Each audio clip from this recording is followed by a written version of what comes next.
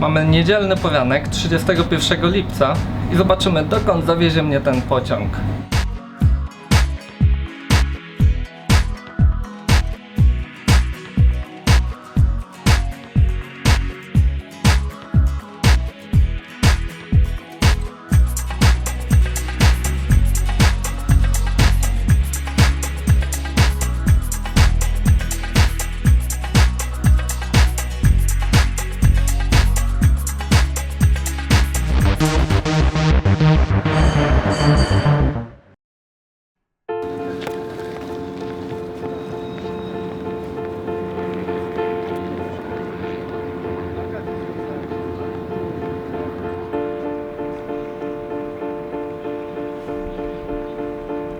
No dobra, dotarliśmy do Krakowa. O godzinie 9 w zasadzie jest tutaj pusto, ale nic dziwnego, wszyscy już są w brzegach. Ruszymy teraz na Stare Miasto zobaczyć, jak to wygląda bliżej centrum Krakowa.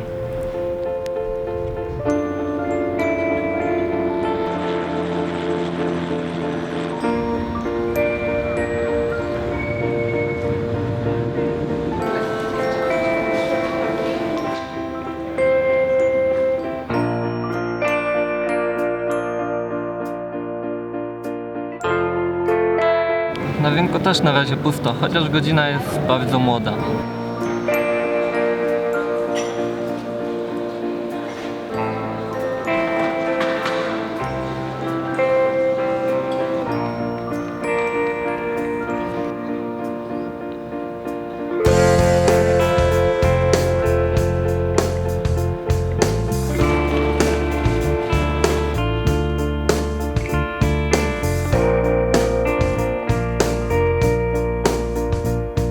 Z okazji Światowych Dni Młodzieży w Krakowie wydano specjalny bilet w cenie 15 zł, który w czasie trwania tych wydarzeń uprawnia do poruszania się komunikacją miejską w strefie pierwszej i drugiej krakowskiej komunikacji miejskiej.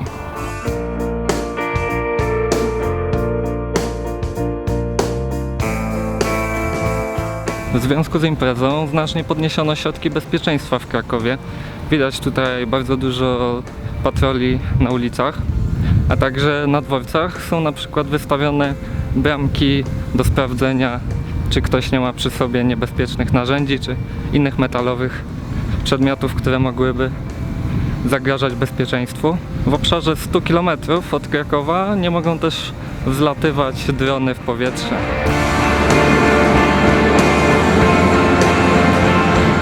W związku z imprezą rzecz jasna wzmocniono obsługę komunikacją miejską.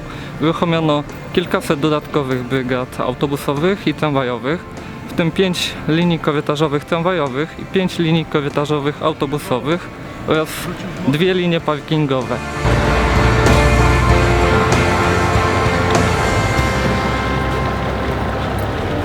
Dawno tak dobrze po Krakowie się nie śmigało, a to za sprawą wyłączenia z ruchu 3 stref w obszarze Śródmieścia, gdzie mogą poruszać się mieszkańcy i osoby z uprawnieniami.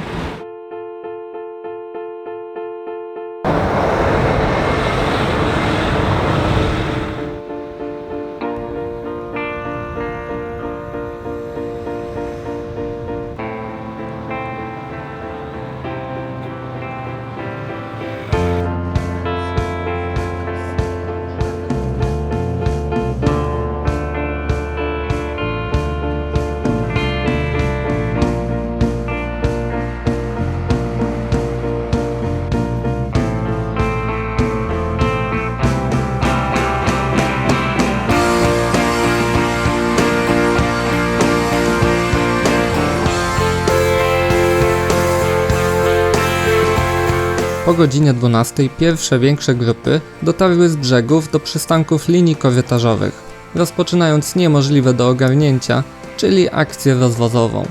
Szybko grupki pielgrzymów zamieniły się w niemalże niekończącą się falę ludzi, zmierzających w różne strony Krakowa. Część osób na miejsce zakończenia Światowych Dni Młodzieży dotarła autokarami, a szczególnie dużo pojazdów posiadało włoskie rejestracje.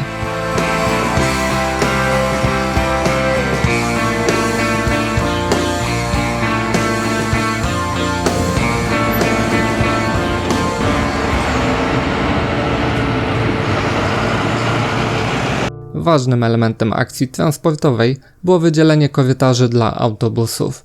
Duże wrażenie na mnie zrobiło przeznaczenie ulic wchodzących w skład drugiej obwodnicy Krakowa, a szczególnie jej zachodniej i południowej części, wyłącznie dla ruchu autobusów i kolumn pojazdów uprzywilejowanych. Brak ruchu pojazdów indywidualnych znacznie usprawnił przejazd autobusami, które szybko mogły przewozić pasażerów.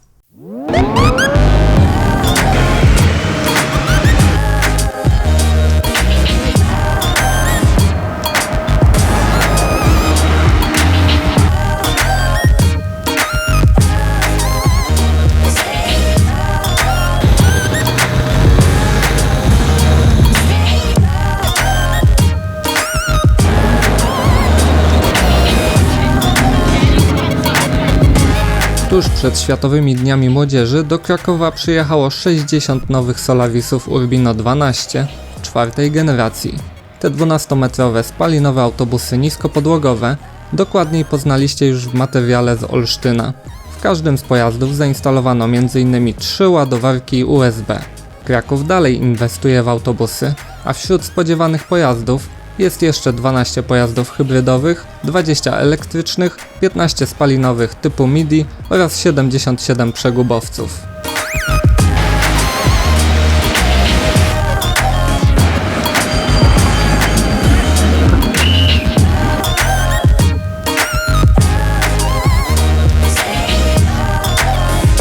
Tramwaje odwożące pielgrzymów przewoziły znacznie większą liczbę pasażerów niż autobusy.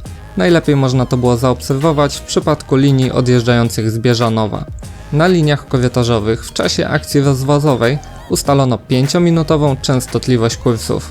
Z ruchu wyłączono niektóre fragmenty sieci tramwajowej, przystanki Dworzec Główny zlokalizowane w tunelu oraz tramwajową estakadę Lipska-Wielicka, którą przeznaczono do ruchu pieszych.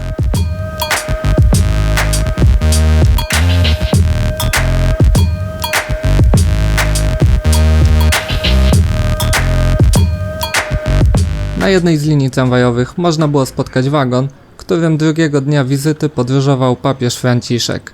Pojazd w barwach papieskich to PESA Krakowiak, czyli najdłuższy tramwaj w Polsce.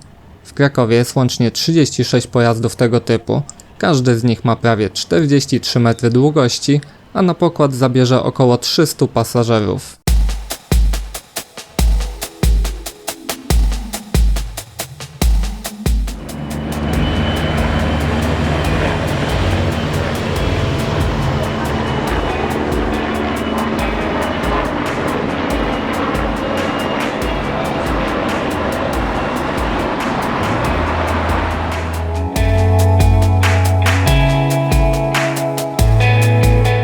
O ile przed południem pogoda była dla pielgrzymów całkiem łaskawa, tak po południu przez Kraków przeszły 3 fronty burzowe, które trochę pokomplikowały akcję rozwozową komunikacją miejską. Pielgrzymi, którzy normalnie szliby pieszo, kierowali się do najbliższych przystanków, zajmując miejsca w autobusach oraz tramwajach.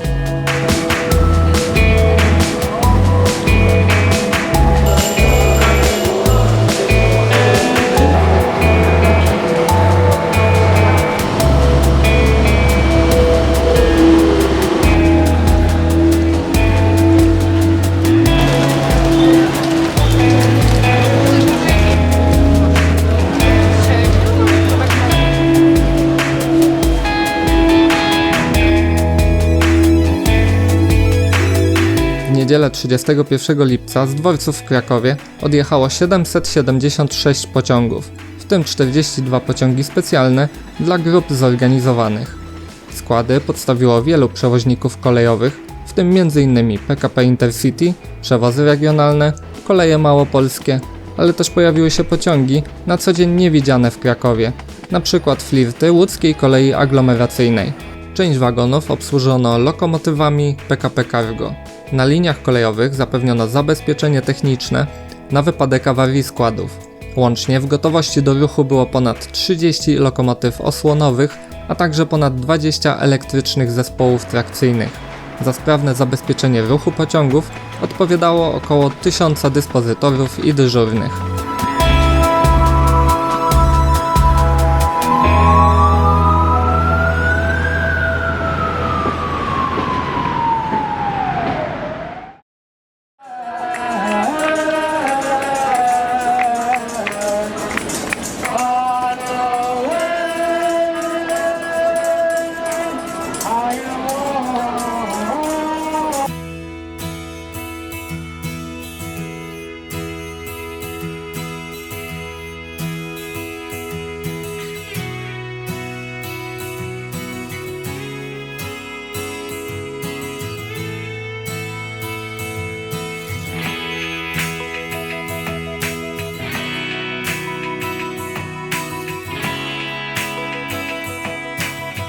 Ogromnym wyzwaniem dla kolei była organizacja odjazdów z krakowskich dworców. Przed dworcem głównym utworzono 2 strefy oczekiwania na odjazdy z telebimami, w których czekało się na możliwość wejścia do stref buforowych po wyświetleniu odpowiedniego pociągu. W strefie buforowej pasażerowie oczekiwali na zwolnienie się miejsca na peronach, a także otrzymywali kolejne instrukcje o bezpiecznym dojściu na perony. Jak tylko bezpieczne było wejście na perony kolejnej grupy pasażerów, otwierano bramki. Na dworcach Kraków Główny i Kraków Płaszów w niedzielę obsłużono łącznie około 300 000 pasażerów. You are going to La travel porte with. sera Gates ouverte. assigned as A, Nous, B, nous and attendons.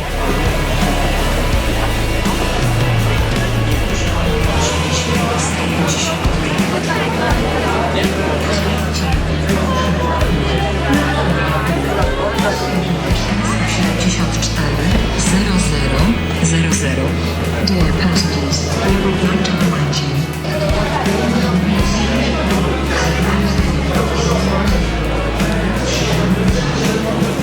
Najbardziej zatłoczony był peron 5, z którego odjeżdżały pociągi dalekobieżne w kierunku północnym. Szczególnie dużo pasażerów zgromadziło się na nim po godzinie 20, gdy odjeżdżały ostatnie ogólnodostępne pociągi jadące tego dnia w kierunku Warszawy. Ostatnim składem pierwotnie miał być 15-wagonowy Malinowski z godziny 27, który totalnie wypełniony ostatecznie odjechał z około 55-minutowym opóźnieniem. Ale na kilka dni przed tą niedzielą uruchomiono Malinowskiego bis o godzinie 20:38, który również w 15-wagonowym zestawie miał być najdłuższym pociągiem uruchomionym w trakcie HDM przez PKP Intercity. A w samą niedzielę o godzinie 17 poinformowano jeszcze o Malinowskim CIS z godziny 21:10. Rzeczywistość zweryfikowała jednak kolejność pociągów. CIS zestawiony był bardzo niecodziennie z 2 składów Stadler-Field 3 i podstawiony tuż po odjeździe Malinowskiego, a tym samym odjechał przed bisem, który odnotował ponad godzinne opóźnienie.